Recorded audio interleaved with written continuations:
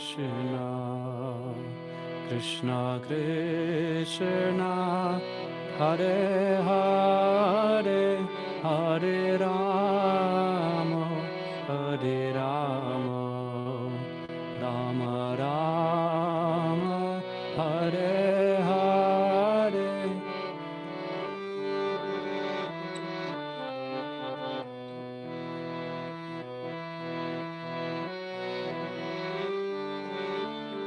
Hare Krishna, Hare Krishna, Krishna Krishna, Hare Hare, Hare Rama, Hare Rama, Rama Rama, Hare Hare, Hare Krishna, Hare Krishna, Krishna Krishna, Hare Hare, Hare Rama, Hare Rama, Rama Rama, Hare Hare.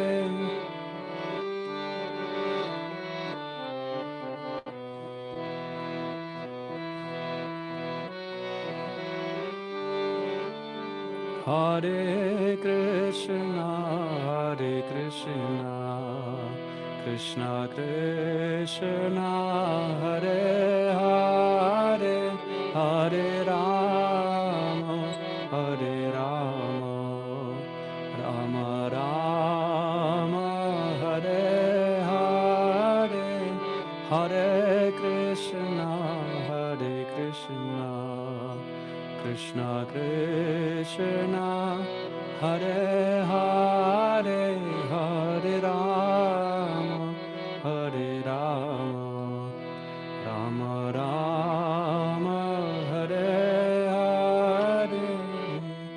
Hare Krishna, Hare Krishna, Krishna Krishna, Hare Hare, Hare Rama, Hare Rama, Rama Rama, Hare Hare, Hare Krishna, Hare Krishna, Krishna Krishna, Hare Hare, Hare Rama, Hare Rama, Rama Rama, Hare Hare, Hare Krishna, Hare Krishna, Krishna Krishna, Hare Hare, Hare Rama, Hare Rama, Rama Rama, Hare Hare.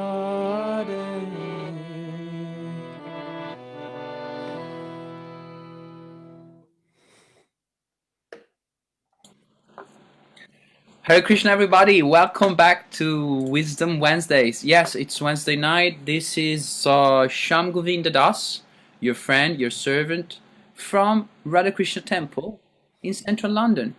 It's so nice to see you guys. Dylan, Deepa, Helen, Dee, Vaughn. Welcome back. Blunt. Today is going to be very special.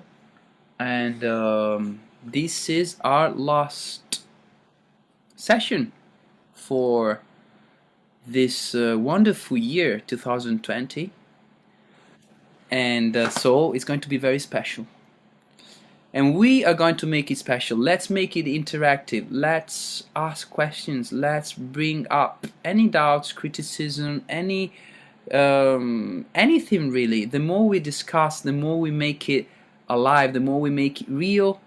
Today I feel very grateful, very honored, very happy to have such a great guest all the way from Zurich, Switzerland. Is joining us for the second time, Keshava Madhava. Ladies and gentlemen, Keshava Madhava. Hare Krishna, Keshava Madhava. How are you today? Krishna, everyone. Yes, I'm fine. I'm happy to be with you. Thank you. How's everything in Zurich? Oh, well, it's a bit difficult to put in one sentence. It's mixed up. Yeah, they had just like new, like since last Sunday, some new restrictions are intact. So things got changed a bit, but otherwise, I think relatively peaceful. Right? Okay, okay. How's your spiritual how's your spiritual life? Well, it is generally good. At the moment, I experience also maybe it's some winter sleepiness. I'm a bit not so energized as usual, but otherwise, I feel in touch and looking forward to, yeah, have some association with you, have some sangha. That's something uh, that certainly it's not so much happening at the moment. So Mm, I'm glad to have some association here, some program going on. yeah, wonderful, wonderful.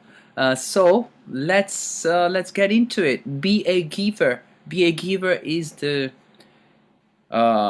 tonight session, and Sharadia was meant to be facilitating this, but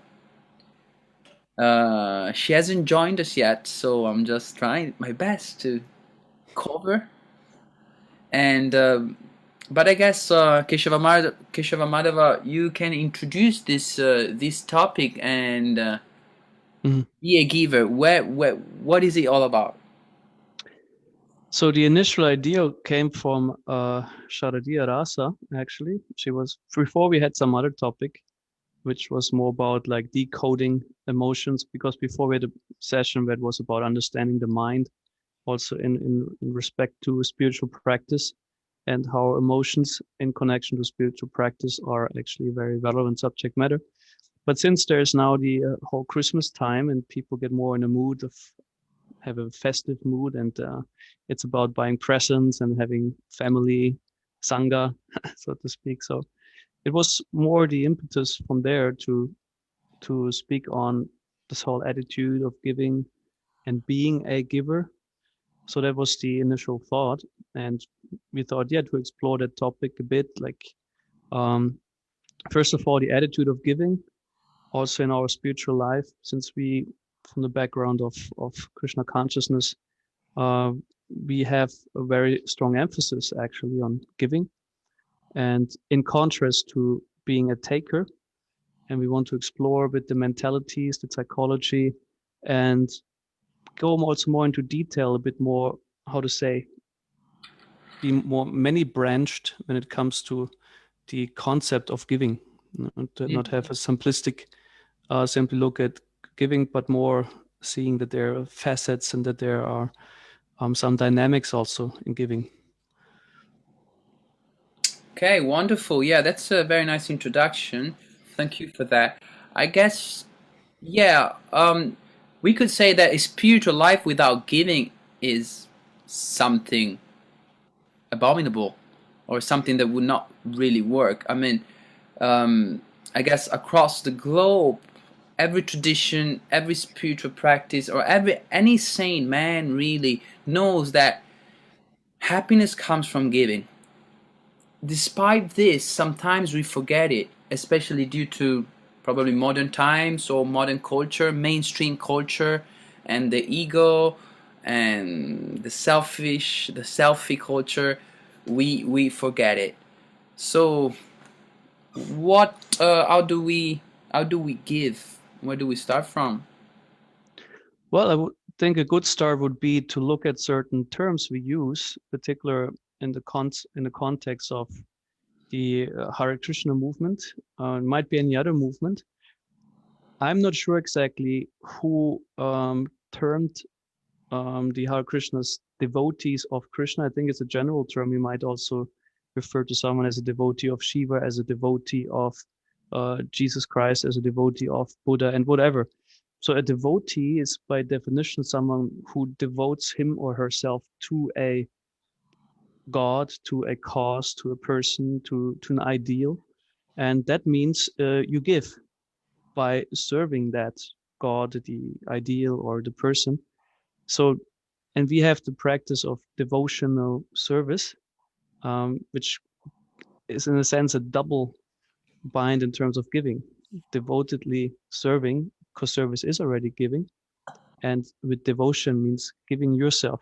And I find that's probably the essential characteristic of a spiritualist in our understanding, that it is a person who is willing to serve with whatever he or she was gifted with, might it be the body you have with all the capacities, and the mind you have with all its capacities, but also um, the material assets you might have that you might apply in giving.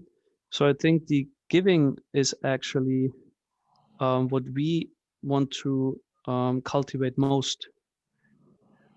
Simply in terms of service to God, also like in a Christian sense, it's about following the word of the scripture, for example, living up to some ideals.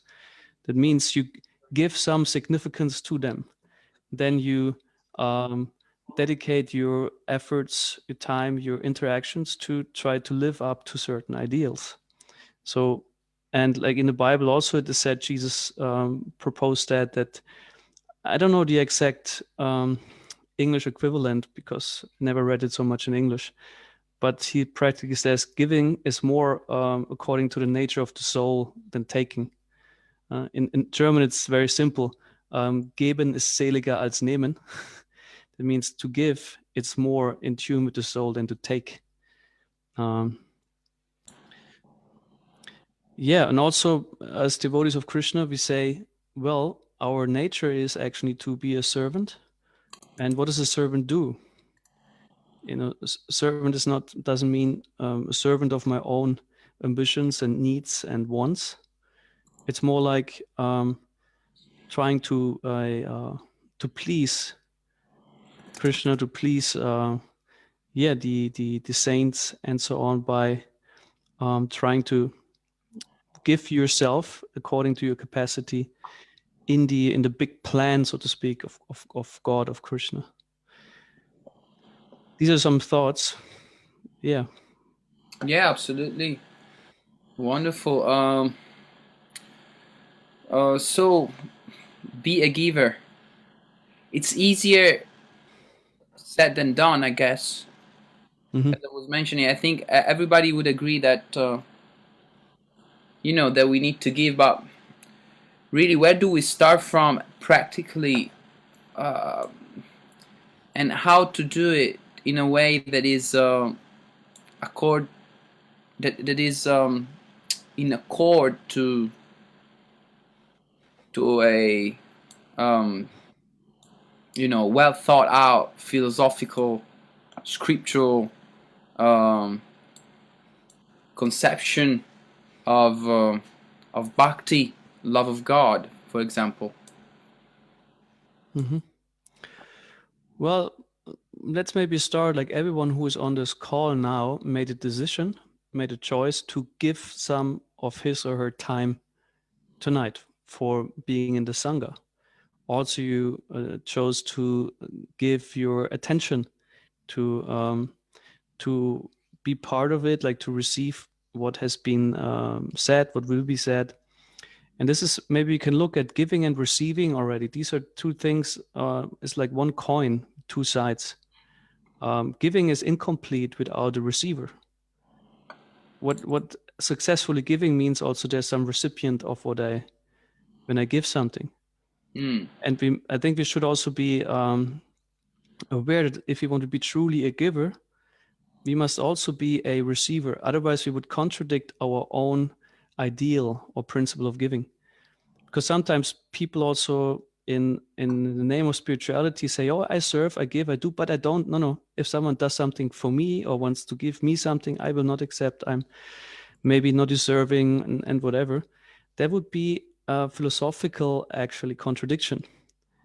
Because if I'm convinced, if my ideal is I should serve, or like what I have, I shall share, because giving means sharing whatever you have, then it would also mean that you must be someone who can provide others with the opportunity to serve, right? Mm. That also you might receive from them. Like you, for example, you give another person the opportunity to serve you by whatever, allowing them whatever to invite you for lunch, to cook for you, for example, if they want to. Do you attend a program, or like to give you donation and or whatever, or like simply to if they say, if you want, yeah, we can talk about something, whatever is on your mind. So like they give you time, they give you space, they give you an open ear.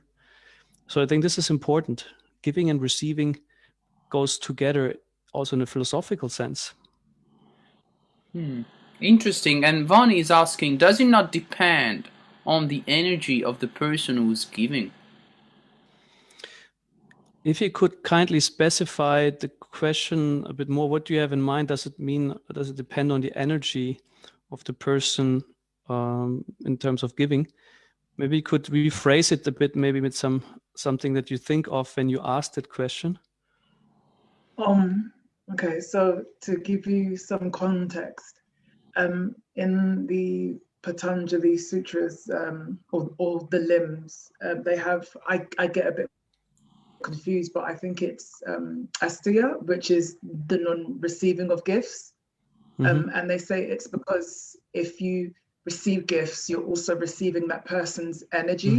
So it's best that if you are trying or set the intention to be, a liberated person, a moksha or mumuksha, then you should set the intent not to receive anything, so that you're not caught up in the denseness of the reciprocal activity of the material world. So it's like give, receive, give, receive. So that's why some people dismiss receiving, especially guru. So I just wanted to find out if someone gave you something and their energy wasn't something of like a spiritual being, if it was more like materialistically driven, and if their gift is giving you their energy, then what is it? Would you still accept it, or? Well, yeah, I mean, okay, thank you for pointing out the distinction. As you already mentioned, yes, if it would not be given in a spirit of devotion or in a context of devotional service, so to speak, then I think it's good to be careful not to unnecessarily accept something out of maybe social convention because it would be polite or whatever, or this, Srila Prabhupada in the Nectar of Instruction, where he speaks about the 6 types of exchanges between spiritualists or devotees of Krishna, he particularly highlights how this priti or love is the essential feature of this exchange of giving gifts, or like giving food and receiving gifts. And it should be done rather in the sense that we also, the things we give are either directly or indirectly connected with the spirituality of the person. You would not unnecessarily give just something that the person has no use for, or which is maybe tempting him or her to be diverted, from spiritual life. So the idea would, of course, be that the gifts that are being exchanged have either a direct or indirect connection to Krishna consciousness or the spiritual path. In Patanjali, as you mentioned, there might be a strong emphasis of detachment and liberation. In the Vaishnava tradition of the Gaudiya Vaishnavas, there's more emphasis on devotional exchange, which includes practically liberation, because the exchange or the activities are ideally, we must say, selflessly done as a service. I don't have personal claims anymore. I don't get attached to it, so to speak, but still we use everything in Krishna's service. This would be the concept of yukta vairagya, in contrast to the falgu vairagya, where I reject something that could be used in Krishna's service, not being fully conscious that actually it's Krishna's energy and I could use it. So the yukta vairagya would be, it's anyway not mine. And gifting means I'm just at service to maybe using that what I received to again give and serve. Does it make sense to you like that? Yes, thank you very much. I guess it's important to remember as well the different lineages and the different emphasis that different schools have, because I find that that's what gets very complicated when you have a certain understanding from one school and then you try to put or impart that input into something else. So it's very important to know the context and the lineage of the idea behind it. And in this case, it's Bhakti. So of course, thank you very much. Yeah, and if I may make a comment as well, this idea of gifting or giving, knowing that what makes it Yukta Vairagya, what makes it yoga, is that we're giving because we're aware that it's not ours in the first place. And this is something that is very, very foreign to most of us, because if you think about it, even in couples, we give because it's the right thing to do in terms of getting something back, or in terms of creating a situation which will benefit us in time. Only Thank this. you. Yeah. I mean, the giving, we can expand the term a bit. Of course, we spoke now about things that you can give in terms of possessions or practical items for your daily life or devotional life. For example, now would be a very nice gift, I guess, to provide a devotee or like someone who is a chanter of japa with a winter bead bag. You know, I must remark that we have here, like in Germany, there's one devotee who provides on his website. You can buy winter bead bags, which are, I find, way more intelligently done than often the ones you get in India. In India, you have the bead bags where this finger sticks out, you know, and then there's wool around it, and then the bead bag, and it looks pretty weird, actually. I guess no one would probably really disagree. And so he has them like included, like some how to say, some place where you can put the finger. And that would be, for example, something, if you give that by thinking, hey, if this devotee is outside and maybe would like to chant, but his hand would be freezing, so why not have, for example, a winter bead bag, you know? So that would be something, considering the spiritual practice of a person and saying, okay, how could I support that? So giving is, in a sense, in my understanding, something where we think of supporting someone in spiritual practice or like simply personally. But it can also be more, in a sense, when we speak also of receiving, that giving can be, for example, giving a chance to someone. Someone tries something and we might think, I don't do that, or I wouldn't like you to do this, or don't try this again, you failed this time. Or like to give opportunities, to give a chance to someone, to encourage someone to whatever, develop him or herself in a particular spiritual practice, to give your time, your patience, also your experience, your knowledge. And I think one of the essential things that is also in our line of Gaudiya Vaishnavism, which is very essential in terms of giving, is the giving of knowledge, passing on the message, but also passing on one's own experiences with the idea to inspire others to be on the path, to remain on the path, and to expand also themselves, their own practice on that path. Because in contrast to a taker, that would be also interesting, because Prabhu mentioned the Patanjali system, another line of spiritualist. It is not in every spiritual tradition that like you share knowledge just as freely as it's done now in our movement. Even there, that was not always in India like this. Srila Prabhupada made it very generous and merciful to everyone. But for example, if you go to South India still, it's not a common practice that the Brahmins or those who have knowledge teach general public. It's just not happening. It's not their practice so far. They have the Brahmin group, those who get knowledge, they among themselves pass on knowledge and they engage others in temple worship.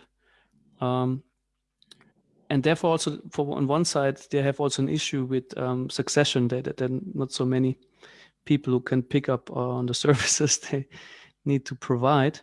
So what we want to share is also knowledge that helps people to uplift themselves. But it can be in form of a lecture, it can be in form of giving a book, or like sharing some links of speeches of others. But it can simply be also giving an open ear to a person's concerns or like thoughts or doubts or whatever it is, and try to be present with that person and share your own experiences, and ideally inspire a person to be in practice, so to speak, of Bhakti Yoga. Is that the greatest gift? Sharing knowledge, would you say, is one of the most important or most intimate, confidential, the share of spiritual knowledge? Well, in principle, yes, from the idea, the knowledge, but I think we must also distinguish between that what we can pass on as experience and realization, and that which is in rather still information we have. I think more valuable is that what we have already processed and deepened it, where we are to some degree even wise and can help people to apply something to themselves, because knowledge might be also abstract, or like there's so many informations also in the Bhagavatam and Bhagavad Gita, and people not necessarily know what to do with that practically. So therefore it's very, I think the greater gift is to help people apply knowledge, or like even greater, I would consider to be part of a genuine inspiration in people, that they feel, wow, after hearing that and having talked like that, I feel I want to chant, or I feel I want to do something for Krishna, or I feel I want to dedicate myself generally more to spiritual life. Wow. Okay, I understand. That's wonderful. Thank you for that. And I guess I agree. It's very profound.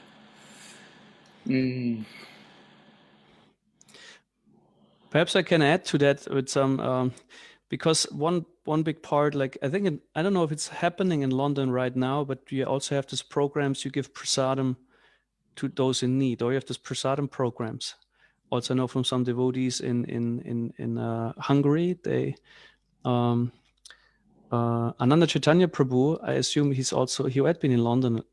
He's this actually Indian-born brahmachari, and he is serving in Hungary, but he grew up in London actually. However, there's such of these programs where also prasadam is being served, where it's about also gifting people with necessities, which are spiritually blessed, so to speak. And this is charity, and charity is highlighted also as one part of our spiritual practice. Charity is considered purification, because you give away. This is contrary to collecting and getting attached. It would be giving away what you have more than others, to not just simply keep it there for yourself, but make it available for those in need. That would be made more noble, so to speak, as a giver, instead of taking it for yourself. And the Bhagavad Gita highlights three modes in which this can be done, of course. There's the passion, the goodness, and the ignorance mode, in which it can be done. And it is said the mode one is encouraged or urged to do so is the mode of goodness, or sattva gun, where it is said charity should be given without any expectation of return. You give it out of principle because the thing in itself is good. Whereas in mode of passion, you give it with the expectation of receiving something particular as a condition, so to speak. That might be you're being appreciated, or like in some other way, how say, refunded or whatever, or whatever it might be. And it also concerns the goodness one says you give the proper thing at the proper time to the proper person in the proper attitude. Proper means you have the right motivation, and you give a useful or like intrinsically good thing, so to speak, to a person at a good time, in a good moment, in a good situation. Whereas in ignorance, it is said there's no consideration of proper, and it might be even disrespectful, cynically given with some remark, kind of belittling, or in this way. So giving should be also in a proper mindset. That's what the Bhagavad Gita highlights. I think there was some question, or Yeah. No. Is there any question from comment. D maybe? or Vaughn? Anyone? I don't know, but we take questions, please. Let's turn this into a discussion. Anyway, you know, just by listening to you, I was thinking it's so great that, I mean, Bhagavad Gita is very systematic. It's very scientific. Even this act of giving, the art of giving, is scientifically explained. And I think you mentioned an important aspect, the fact that charity or giving is not something sentimental, or say, okay, I love Krishna and I'm gonna become a giver. No, there's actually, okay, it's easier said than done. There is actually a science. There is a process to follow, some criteria that have to be put into practice. So there's a difference just by giving £100 to a homeless person in the streets who takes alcohol, rather than to a, I don't know, I don't want to be biased, but a person who's gonna use that £100 to, you know, share spiritual, timeless spiritual knowledge with young kids in, I don't know, in Zurich. So I guess what the point that I'm saying, what you said, is that not all giving is the same. There is not all giving is the same, and in order not to be sentimental, we need to have a little bit of knowledge, philosophical knowledge. We need to be acquainted with some subtle principles of this reality we navigate in this material world, in order to make sure that our giving is in line with Krishna consciousness, or with what Krishna spoke in the Gita. Yeah, we can see that perhaps sometimes maybe you have experience also. I mean, quite sure that we meet people and they beg us, like, do you have some coins for me or this and that? I also often not by principle already say no, though part of me feels how to say, in some way compassionate, or think, why not, should we not just give them whatever few coins? But then I really can recall, I saw so many times they use it for drinking alcohol or smoking cigarettes or whatever. And so sometimes things might feel actually would be good, but if you rationally look at it, they're not good. So, and often compassion might be something that where we say it's a matter of the heart, and it is also, but it's also important, how is the heart influenced by mind or intelligence? Are we because that's a difference between, I think, sentimental and compassionate. If I can see the true benefit for a person, compassion might also mean to actually, rather, instead of giving that person this kind of support he asks, to rather try to move that person to change his or her life. So he wouldn't comply with the apparent need, but we would comply with the underlying need. You know? Yeah. We have a question from Vaughn. How can we be more genuine with bhakti? Sometimes I feel a bit fake, and I find it difficult to be authentic. All right. Yeah, that's certainly a relevant question. I think all of us, we have experienced that in one or several areas in our lives. And may I ask, how long do you practice bhakti by now?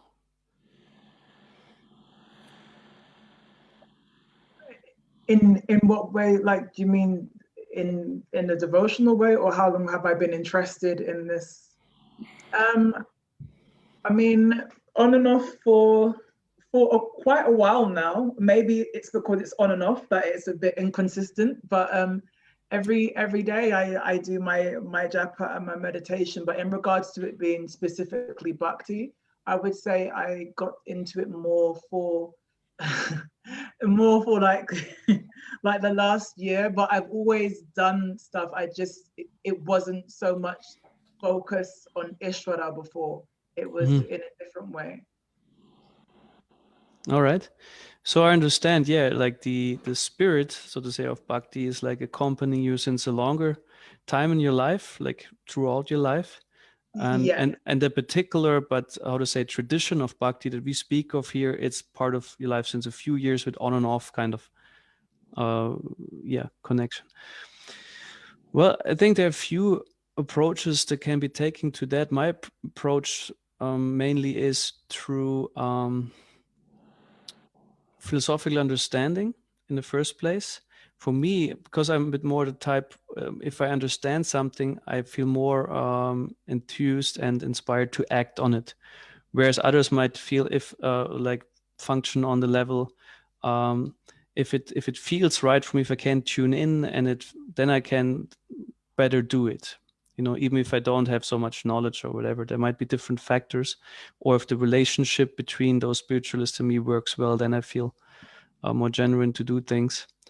The basic concept that we mentioned before is the Yukta Vairagya.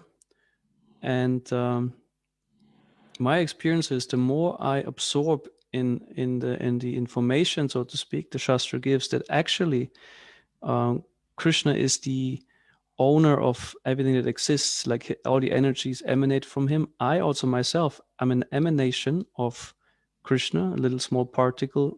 And the reason why he manifests things is actually out of his own love and like will. He has no how to say, ill intentions with anything. Everything he does is simply for doing well, so to speak, also to the living entities. So he provides this whole, for example, material energy. He gives it practically, and he even gives himself into this material world to serve us. And he's describing that in the Bhagavad Gita. It's this one chapter entitled "The Yoga of the Supreme Person." It's, if I'm correct, something. It's just the 12, 13, like somewhere there in this later chapters. 15. This is 15, huh? This is 15. And there he's explaining how he becomes, for example, the sun and moon, and how he makes the fruits ripe and the vegetables juicy and so on. How he also becomes the digestive fire within each stomach that allows this very fruits and vegetables to be digested, and so on and so on. And so if he gives a few insights on how he is actually giving to us as a sign of love. Actually giving, true giving is inspired by love. You want to do something good for another person. And also Srila Prabhupada explains to this one verse, Patram Pushpam Palam Toyam Yomi Bhaktya Pranashati, that bhakti, like he says, Krishna says, you might give me simply a leaf, a fruit, a bit of water, like this. If it's done with love, I will accept. So he says this is something that is important for me, that what you give and how you do, that you do it out of a well-wishing heart. And I think if we can understand how Krishna is giving so many things to us, if we appreciate the things we have in our lives, may it be people that we appreciate a lot, a living situation that we appreciate a lot, opportunities, or like our own body in terms of what it is capable of, or if it's healthy, and so on, that we simply give thanks, not a give, give thanks, appreciate it, and in that spirit understand it would be just natural actually to reciprocate with Krishna. Because I have been a receiver since many lifetimes already, also in this lifetime, in every moment, I'm actually receiving from Krishna. His energy is all around me. He provides me with things. Sometimes I might feel lacking, but even if I lack something, I still receive many things that I need for daily life. And that would be my approach, to absorb more in that understanding how Krishna is giving so much. And it would be just naturally, why not reciprocate with Krishna and also give something back? That would be genuine then, in my understanding. I really like that. I think That's the power of Bhakti. It's so simple and so powerful and so much based on common sense and on contemplation and gratitude. I guess Keshava Madhava Prabhu, you are saying that by contemplating everything that Krishna gives every day, since time immemorial, forever in the future, we understand that we are so dependent, so grateful, and this gratitude is already there within us. It's natural. We see it. It simply needs to be unlocked. We're kind of holding back. We are blocking it. But if we unlock it, then this, natural tendency of giving comes back alive, and we become enlivened by it. I love that. Thank you, Prabhu. Wonderful, wonderful, wonderful. Give us more, please. Sorry, a question that's maybe not related necessarily to the topic of giving, but Prabhu mentioned earlier, how Krishna is all giving, and you kind of think, oh, if I give back, that's sort of reciprocating it. So kind of practice bhakti in that way. But how can you keep your faith up when things are not going right? Because it doesn't matter. So even it's happened to me personally, as well. I've only been practicing probably for the past 2 years or something. I try my best, but sometimes I'm a better bhakti yogi, sometimes I'm not. So how do you keep sustaining that faith and your bhakti attitude when things aren't going right? All right. Thank you for the question, for this perspective. Yeah, it's more challenging if you are in need of things to reciprocate than if you feel blessed and we are in abundance. This is a bit, of course, individual context. If I would have a person who faces such a challenge, certainly I would also take a look back in the biography so far, like, okay, what has been there already? Most likely there might be periods of abundance, and again, periods of scarcity, and maybe sometimes things went really well, and sometimes things are difficult, and maybe some periods take longer than others. But to look at that still, besides these things, to put them in perspective or in relation. I think the suffering should be put in relation to the happiness we experience, or like the things we enjoy. I work with people who sometimes feel they have nothing, or they have lost everything, or everything is bad, nothing makes sense, because maybe a few things even at the same time happened. Person lost a job, then the relationship broke, and at the same time maybe developing a psychological disorder. So that's quite something at once, that happens for people. And I think one thing is to acknowledge, to be in association of people who can give you time and support, because that's something how Krishna also takes care. Keep an open eye, ear, and mind, like where is Krishna indirectly maybe sending you also possible support? If you might accept it or not is another thing. Sometimes people have also resistance a bit to be helped. That's also a phenomenon. But then also look at what is existing besides my problems or issues in a good sense. Because if we really pay attention to it, we might find, oh, there are still things. Maybe I have these 3 things I mentioned. At the same time, I might have a comparatively healthy body, or I have opportunities to, for example, now to be even with devotees, to visit a temple, to take a darshan.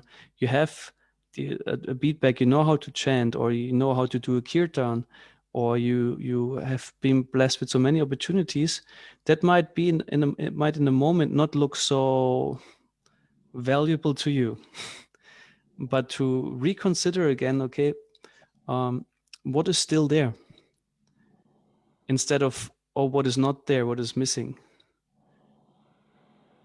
And there's also, of course, concretely, there's some instructions also in the Nectar of Devotion, where Srila Prabhupada says how Vaishnava, like if we are there on the platform of Vaishnava, ideally how he thinks about the stuff that happens to him, that he even looks at the things that apparently not go so well as something that he's supposed to get in a reduced form. And he says, actually, I was supposed to get more reactions even, but Krishna is so kind, he gave me just a mild version of it. Even sometimes that might feel to us, oh, still quite something. But it would depend, of course, on what the issue is, you know. Just I speak now generally. I don't know, is it answering your question, or like you would like to further? No, I think it does make sense, Prabhu, and I think it kind of goes almost back to gratitude. The topic of gratitude, isn't it? We're very, I think, quick to almost judge our flaws and what is missing, and kind of sometimes forgetting what's there. So I think it is a good perspective. But I think it's still hard. Obviously human nature. We want to be satisfied. Continuously, whether it be materially or spiritually, and sometimes it's still hard. You might, if you just want that one thing, I've got these, but I really want to do this thing and I can't. So I think it's just probably just practicing is just the only thing you can do. Depending on the challenge or the issue you face, and one can always take the perspective of seeing what is this challenge or this problem providing, what opportunity does it provide for my growth or for my development. It might be, for example, you face a lot of, let's say, not non-support. You feel like, or like impersonal treatment, or in other ways disappointment that comes up from the relations or relationships that you have with devotees, for example. And that could be also an impetus to say, okay, what is maybe needed from me here? What does Krishna want me to learn? To always categorically assume everything that happens has actually a good purpose, even if it feels very bad. So to assume everything has a purpose, and my task might be to figure out what it is, so that then a problem appears differently. It doesn't appear just as a disturbance.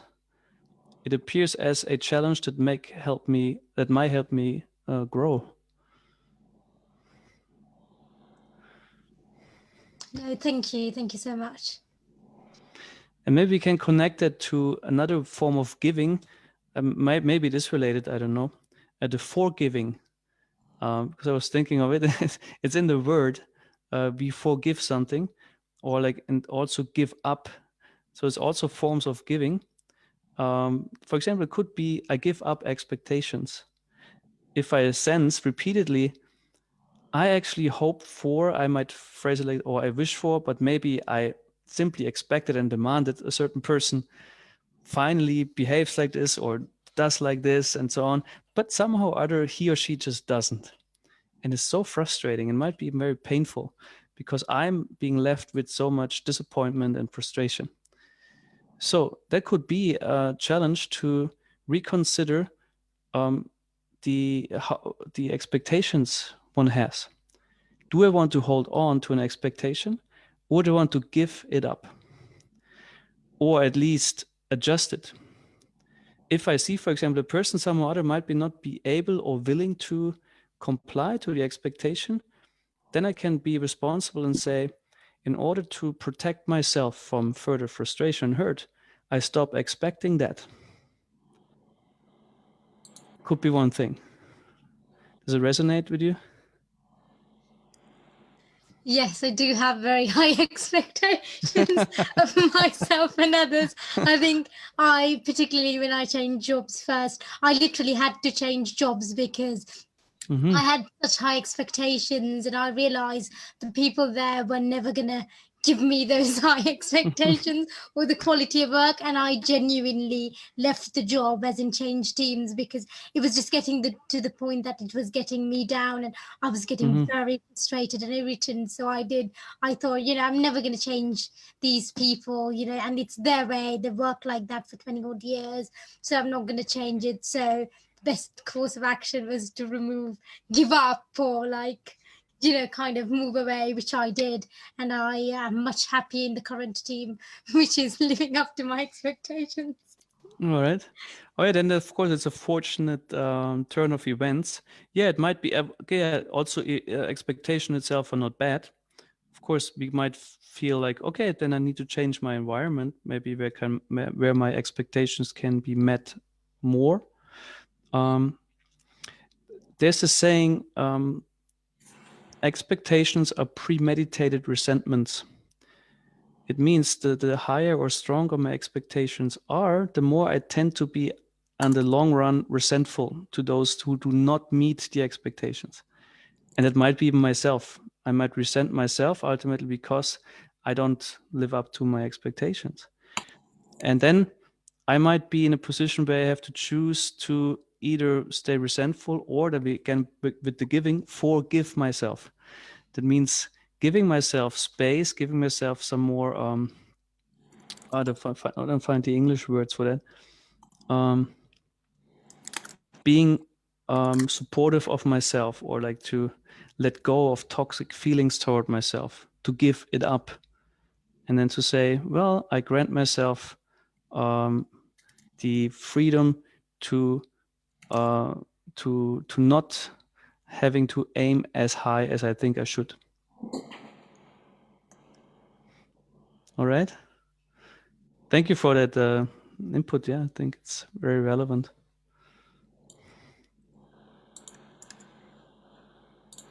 Okay, so Dillian is saying, I needed to be reminded of that.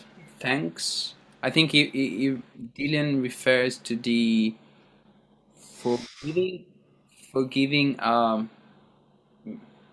What you Keshava Madhava mentioned about forgiving, and yeah, it's interesting to.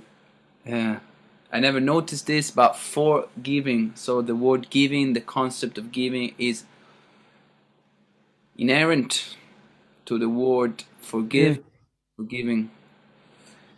Yeah, it implies also you give yourself or the person concerned another chance. That's a very important form of giving. If people feel they have no chance anymore to either better themselves or prove something, or like just be accepted, it's horrible. So it's a very important form of giving, actually.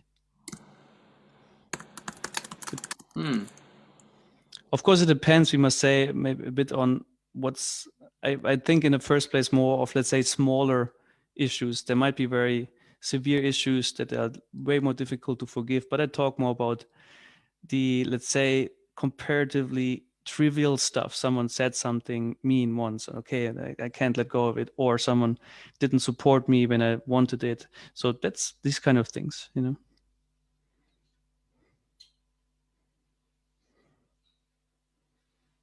Okay. I don't. It's Sorry. Wonderful. So we can see Sharadiya Rasa. She has finally joined us. Oh, Hare Krishna. How are you, Sharadiya Rasa? Would you like to comment, share some reflection? Hare Krishna, thank you very much, Keshava Madhava. I've been listening before on Facebook, and one thing that I wanted to ask you is, in a previous session you gave to us, you mentioned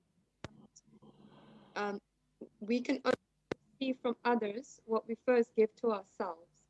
But you only, you kind of just mentioned that, you made that comment, but you didn't elaborate on it. So could you make on that statement, and how, if we, as children, for instance, many of us didn't receive the opportunity to express our emotions, so it was something we weren't given, or maybe we weren't given enough support. So then I think we see this tendency that as adults we also don't necessarily feel we deserve it and we don't give it to ourselves. So how do we learn to give those things to ourselves, and how does that help us to receive it from others? Okay, yeah, thank you. I tried to remember this when I said that in the session, and tried to remember the context of the conversation.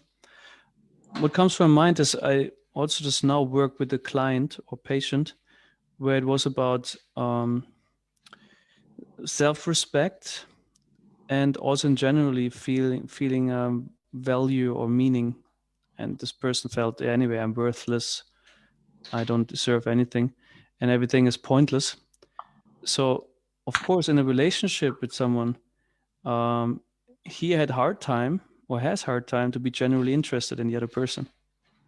Why? Because his conviction is things are pointless, meaningless. So here there's a direct connection between how the way I am positioned in myself affects how I can deal with others. You know, if I, for example, have a certain value where I say, okay,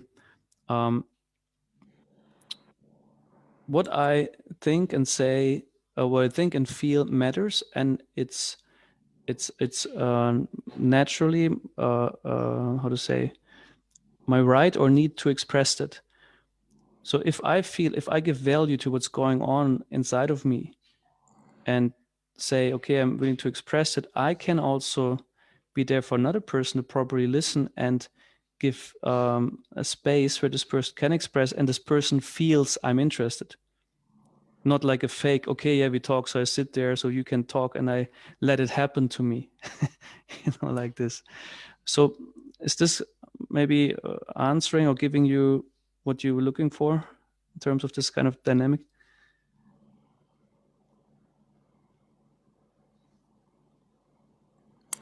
Yeah, it seems oh, sorry.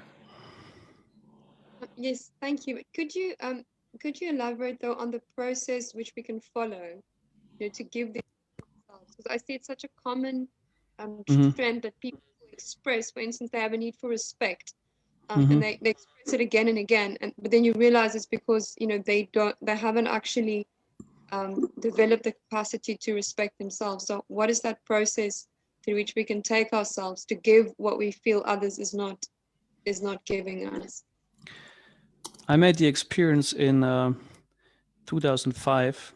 Then I did particular the Savatov seminars, so they're particularly transformation seminars, communication seminars, in which the main process was that everyone involved is consciously committing to the role of being a listener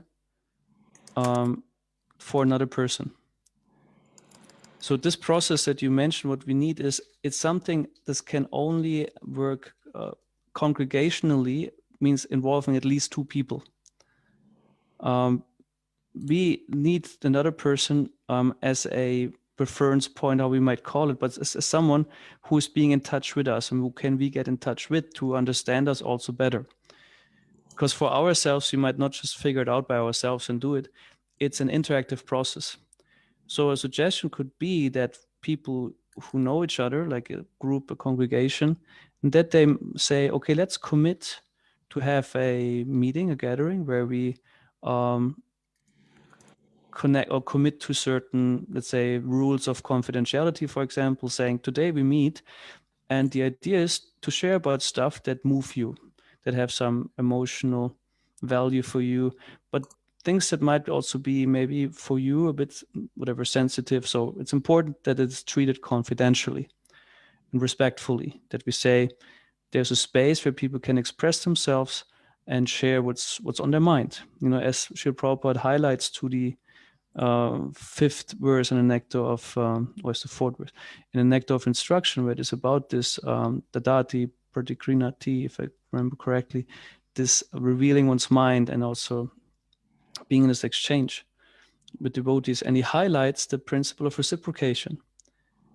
It's a giving and receiving, and it's mutually. This is very important.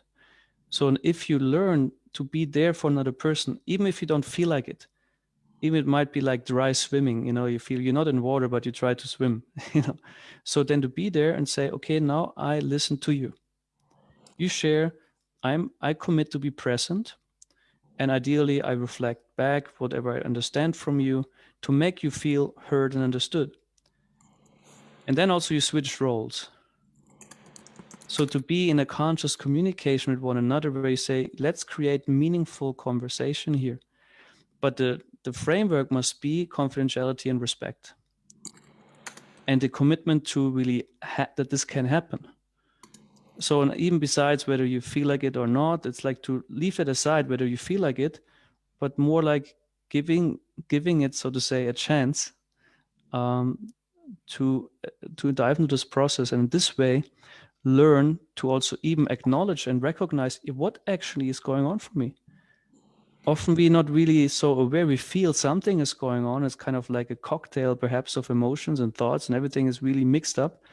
And simply just by talking and being listened to, we get really a sense of what we need, and then also having that space provides us the ability to connect to that.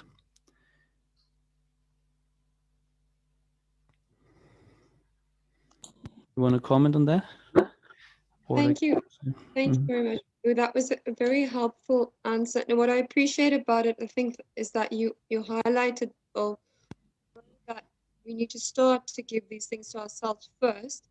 Even in the process to do so, we need another person. You know, we kind of need to like recreate a space which we probably didn't have before. And within that space, through the communication and through the opportunity to be vulnerable and to express what we think, that can help us to to grow. So I really appreciated that, because it highlights the importance of giving each other that space and giving that confidentiality and giving the time to each other. So thank you. It was a very valuable answer, and I'll definitely encourage people in the future to put that into practice. I saw that so which I think he was burning to ask. So I don't know if Sham is going to read them or Dylan wants to ask them. Dylan, do you want to ask your question? Okay, so I'm going to read it because I want to read it.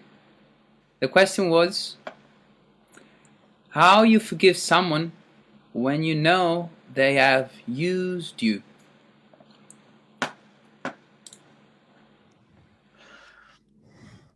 The principle of forgiving, as I understand it, involves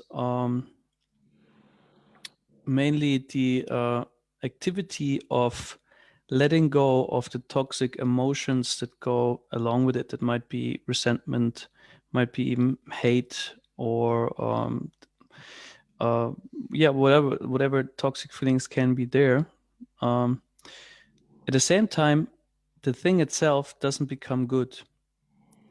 It doesn't mean you have to feel like, oh, there was nothing bad, actually, I let go. A bad thing remains bad. If someone used you, it's ethically wrong. All right, so it remains like that, whether you forgive that person or not. And the idea would be to understand, okay, it was done to me. And one perspective is there was some karmic justification for it. It remains an ethically wrong thing. At the same time, there was a justification that something ethically wrong happened to me.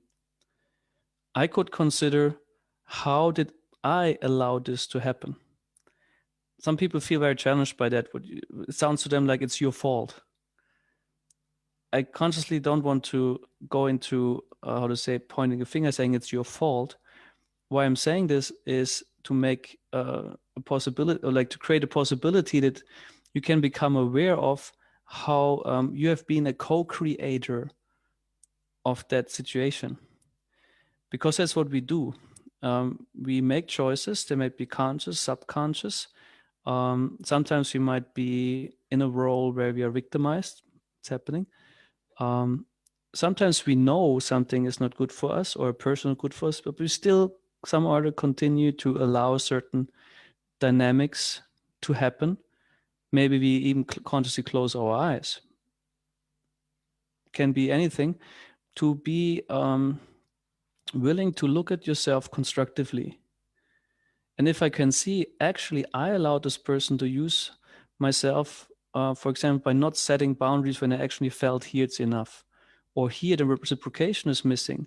I never, for example, perhaps made also demands or like pointed out where I feel maybe I have doubts or I'm not willing to whatever participate in whatever.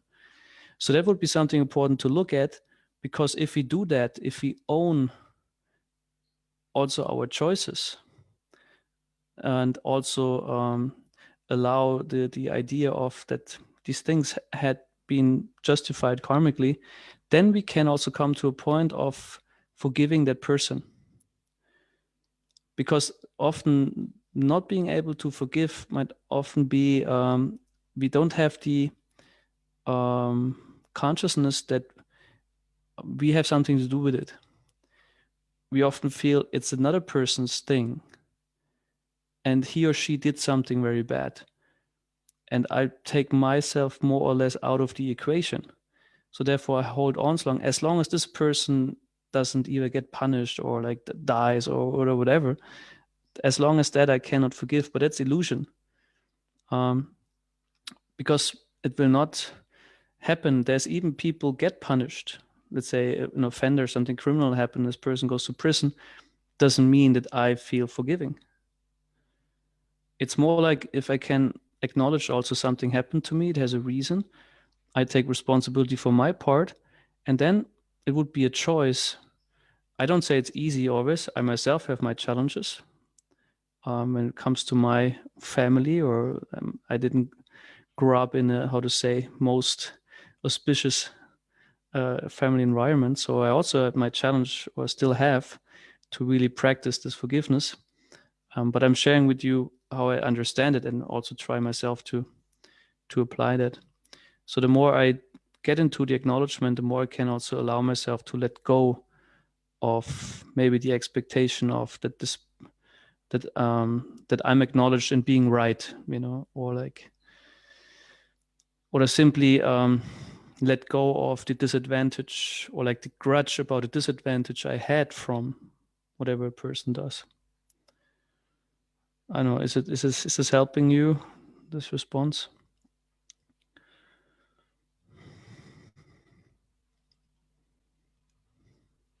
Sorry, there you go. Dylan, he said basically. Okay, 1 second. Basically, my friend. Is this something I'm supposed to read aloud? I'm not sure. Maybe we need to. I think the point he's trying to make is that, you know, when you blatantly know somebody's used you, then, you know, knowing that they've done something wrong for you, then, you know, I think it's about, you know, how you then forgive them. But I think it goes back to the answer that Keshav Prabhu just mentioned, that you need to know your boundaries. I mean, it's happened to be many times, you know, people sometimes that we trust and love the most betray you in the worst possible ways. But then forgiving them is one thing, but then allowing them to keep abusing us, I think, is a different point. So it's just knowing that you've been wronged, you know, forgive them, love and let go is, I think, the lesson he has, but is how I see it, rather than trying to say, oh, I forgive you and go back to square one, because I don't think, you know, if somebody is blatantly abused you or wronged you, that is a relationship or a friendship that one should be, you know, trying to forgive and then go back to square one. I don't know, maybe I've got the wrong end of the stick, but that's how I'd see it.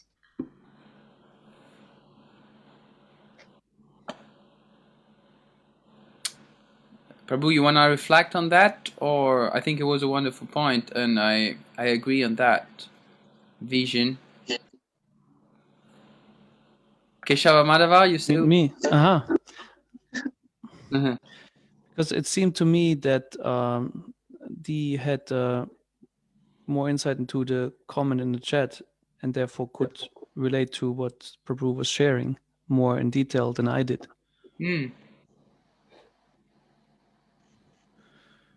But in principle, I would agree that, of course, forgiveness is one thing, but if you allow yourself to repeatedly maybe be used or whatever it might be, then it's really time to seriously look at your own dynamics. You know, there's a saying, I think it applies here. Fool me once, shame on you. Fool me twice, shame on me. Because it might happen, you know, we might not look through a person's agendas, or like they might show unexpectedly bad qualities. Okay, that can happen, and then we feel, okay, I fall into the trap. I fell into the trap once, but then it's important to learn from there and to look at, okay, how can I protect myself from falling into the same trap again? Yeah, and this again requires the exchange with someone. Like that was so important in devotional life, the relationships, that we find a person of trust, if not then create trust by having really meaningful conversations also, and like having values like confidentiality and respect, and from there get inputs on how to continue with such a person in your life. It might be a family member, it might be someone you don't get just rid of like this, someone you might have to deal with longer, you know. So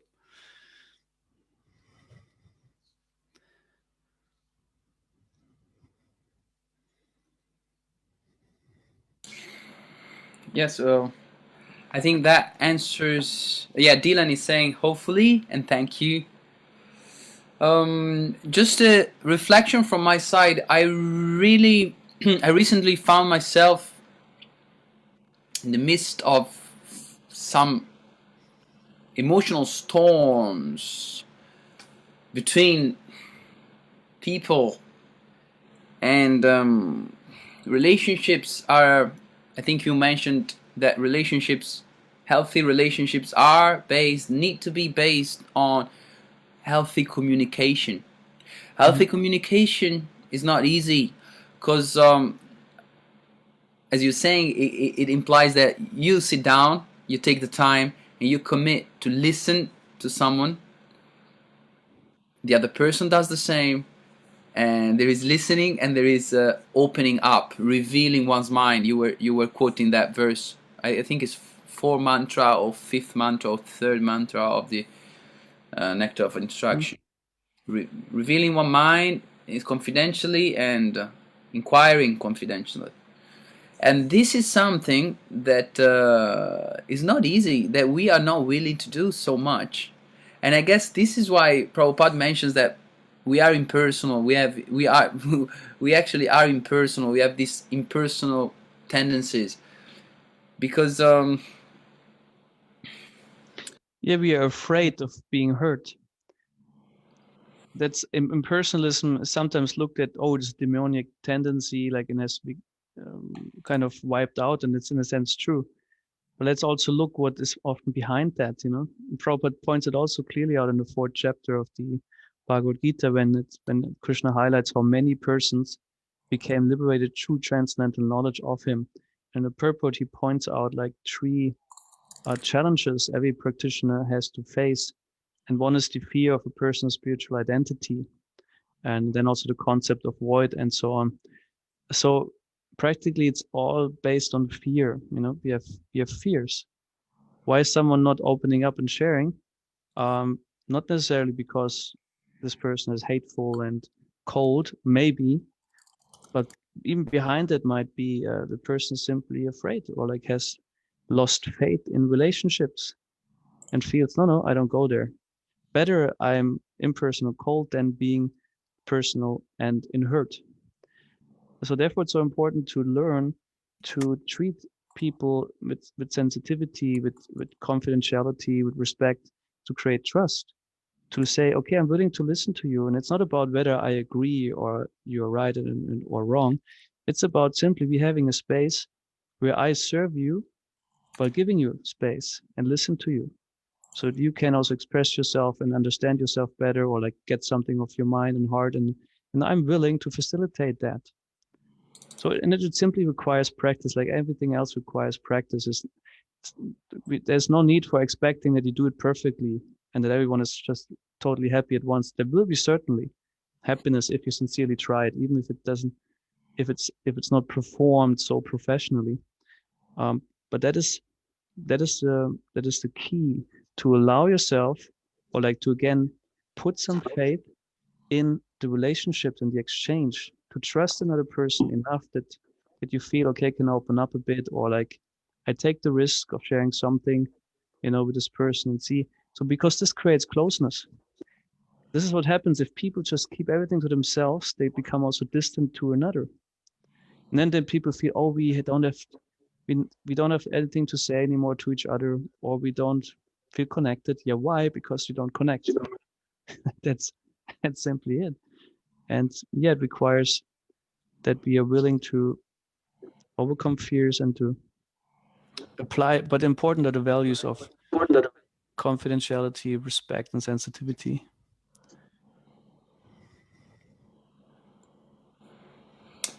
Confidentiality, respect, and Sensitivity sensitivity. or empathy might be, yeah. I think Sharadia Rasa has a follow-up question on Dylan's question. Hare Krishna. Keshava Madhava Prabhu. Actually, now I have two questions, so I'll start with the one. So the one question is that you were mentioning now the importance of listening to each other, and in principle, I really like this idea, but I find it very challenging with people that tend to be, quite emotional and not very contained. Like there's a side of me that, wants to listen to them, but there's another side that is really reluctant to get into that space, because the challenge that I have is I will tend to feel responsible, for what they're feeling, even if it's got nothing to do with me. I'll feel responsible in the sense of this person's going through all of this, and I somehow have to make them feel better. And often with people that are quite emotional, is, you can't really make them feel better.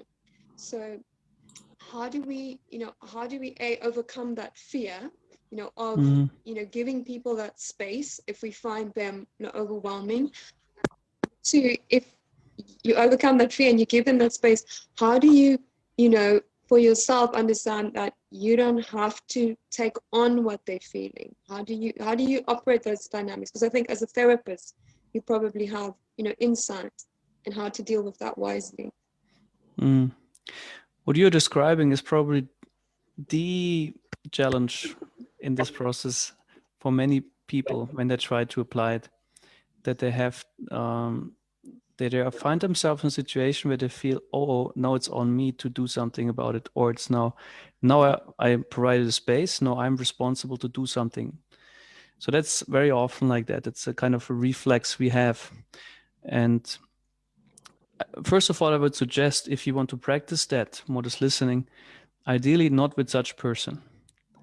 Have someone where you feel this person is more contained, more like solid, and you don't have this dynamic. So to get more, how to say, settled in to maybe listening, simply carefully listening, maybe trying to reflect what was being said. And in this way, getting a bit used to the culture of communication. And then at some other point, apply that maybe if you have a situation where someone is like that. And the idea would be, we try to be like a mirror. A mirror is just showing another person what's going on. A mirror is not fixing a person's face or like dressing. A mirror is just showing, okay, that's how it is. And ultimately saying, okay, what do you think? What can you do about it? That would be a very important, powerful question. Okay, I listen, I understand, I hear this and this and that. What do you think you can do about this? And to give it always back to the person, understanding, I'm here to listen, I'm not here to fix things. Maybe I have something I can fix, but it's not my obligation in the first place. To practically have the assumption this person is actually capable of fixing his or her problem. I might be of help to find that a person can find a way to fix themselves.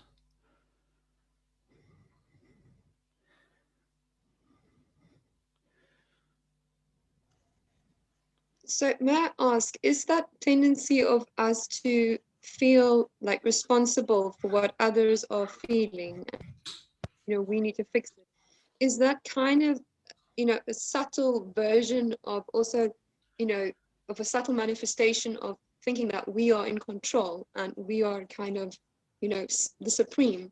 Because, ultimately it's like, Krishna is responsible, Krishna is in control. So if we have that tendency, is it like a subtle manifestation, misunderstanding of our position? I think it could be seen like this, that it is an expression of that. I would suggest much more than that. In how we experience it is more a need for some kind of safety. Because if I feel I can fix something or do something about it, I feel more safe.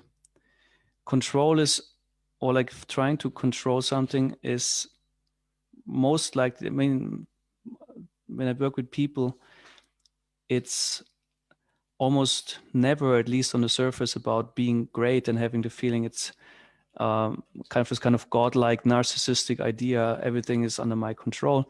No, it's more like things are very insecure and very maybe dangerous, threatening to me, and I'm anxious. And if I somehow or other have some tools that allow me to control, I feel more safe. So I think much more people are moved by that than the other thing, I would suppose, generally. Of course, can be the other thing also, that I feel I'm so great and knowledgeable and everyone should just listen to my advice, so therefore I give it freely even without being asked. So that could also be, yeah.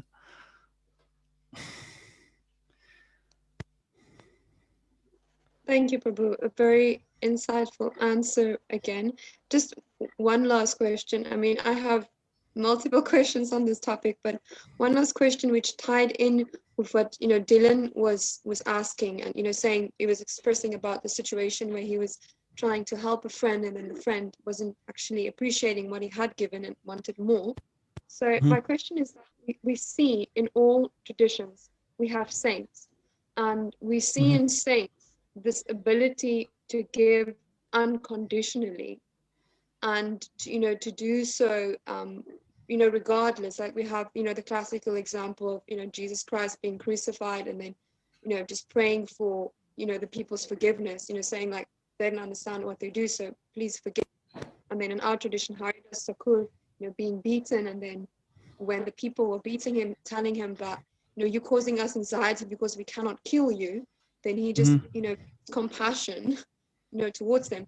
So we have that ideal, and I suppose we want to be striving for that ideal, but in our situation we often find that we give, but we have some least of appreciation, or just being acknowledged for what we give. And we also see that if we give too much, then it might become unhealthy for us. So how do we as like mere mortals, how do we get that place in a healthy way of giving unconditionally without harming ourselves in any way?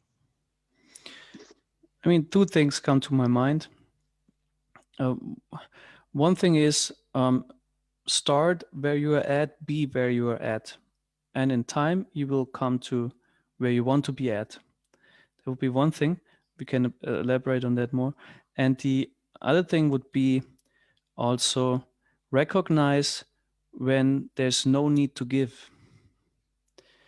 Like maybe a crude example, if you serve someone prasadam, and you of course look at what does a person need. If this person feels maybe satisfied, full, has no need for food, you would certainly not put things on the table, on the plate. So that would be unnecessary to give if you think, oh, you have to give. And maybe this person even eats out of politeness because you feel the need to put more on his or her plate.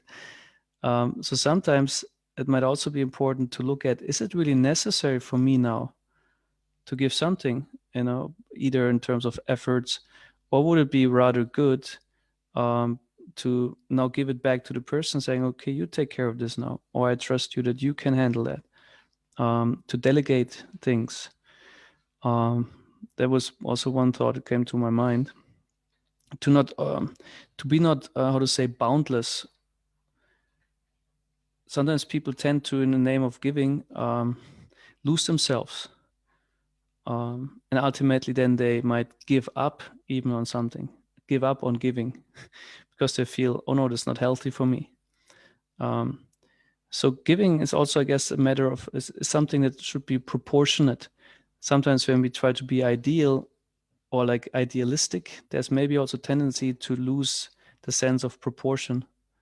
And getting back to what I said before, like be where you're at or start where you are at and work from there to ultimately get where you want to be.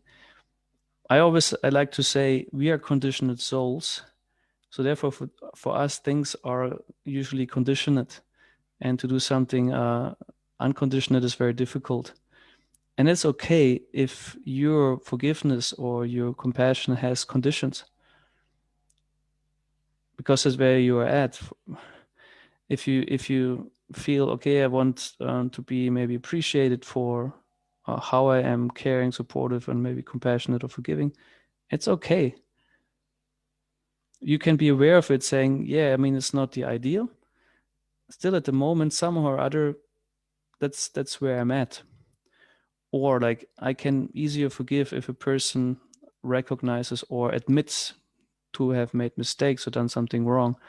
So I need that in order to be able to forgive. I cannot unconditionally forgive. That's where you're at. At the same time, I would rather appreciate or like highlight, okay, you are willing to forgive. At the same time, you're still bound by certain conditions, which is, as a conditioned soul, normal. At the same time, you can be aware, okay, this is a condition I have, and let me try to move out of that condition gradually. But we cannot force it. I don't know anyone who just could just jump to be unconditional. Does it resonate with you?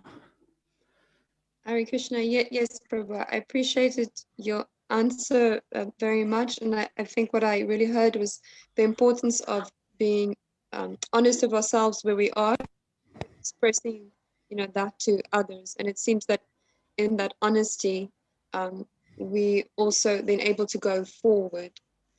So I did appreciate it. I see, unfortunately, we've run out of time. I think it's been a very valuable session for everyone. So Sham Governor just asked if we can ask you to please conclude the session with a little bit more kirtan. And sorry, before that, if there's anything else that you'd wanted to share with us. No, I felt in conclusion. I spoke enough for tonight. So maybe then someone else. Mm-hmm. So then if we can just conclude with some kirtan, I don't think there are many more questions coming up. Yeah, we want to thank you very much, Keshava Madhava, for your time and for your wonderful reflections and unpacking this topic of giving. And we all, I feel like I can say that we all learned quite a lot from all the insightful reflections and the discussion that evoked. So we're looking forward to having you again next year very soon. We wish you a happy Christmas and happy New Year. I actually want to wish everybody happy Christmas and New Year. This is the last Sangha of the year, probably. And it's been wonderful. Thank you very much, everybody.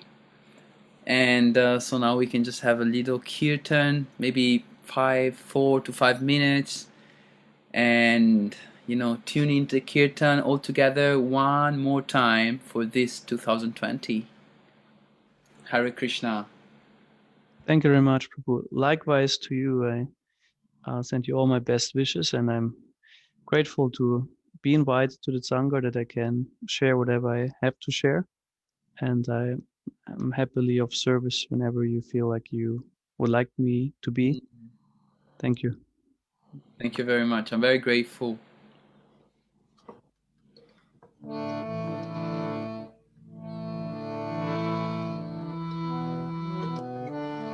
Hare Krishna, Hare Krishna, Krishna Krishna, Hare Hare,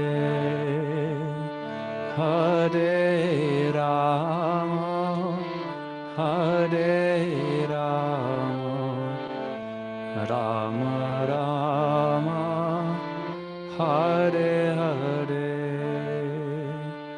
Hare Krishna, Hare Krishna, Krishna Krishna, Hare Hare, Hare Rama, Hare Rama, Rama Rama, Hare Hare,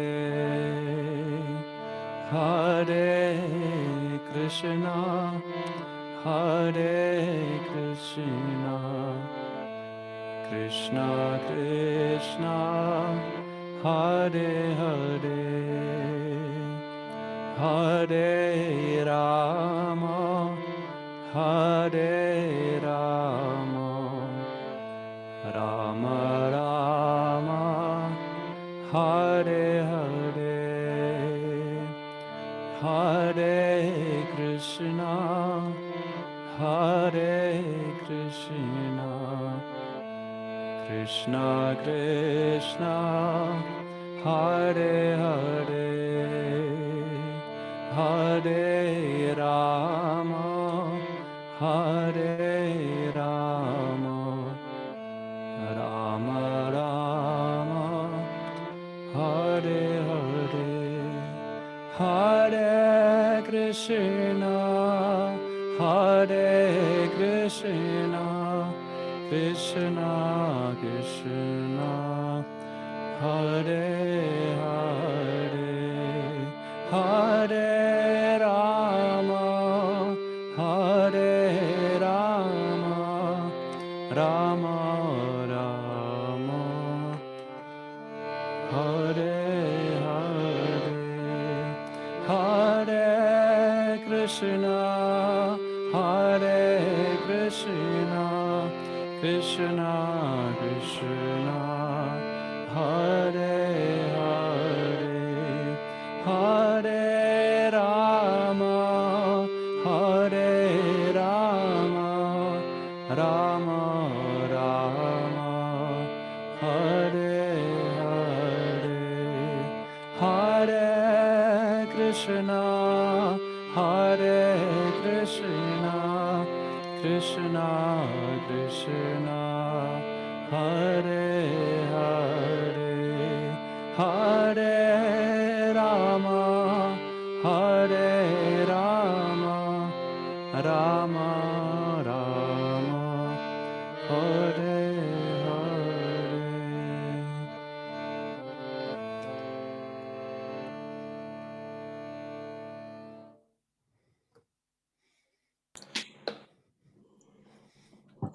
Thank you very much, Keshava Madhava. Thank you, everybody. Have a good rest of your night. Haribol, stay safe, stay humble, stay joyful. Hare Krishna. Hare Krishna. Hare Krishna, Hare Bol. See you later.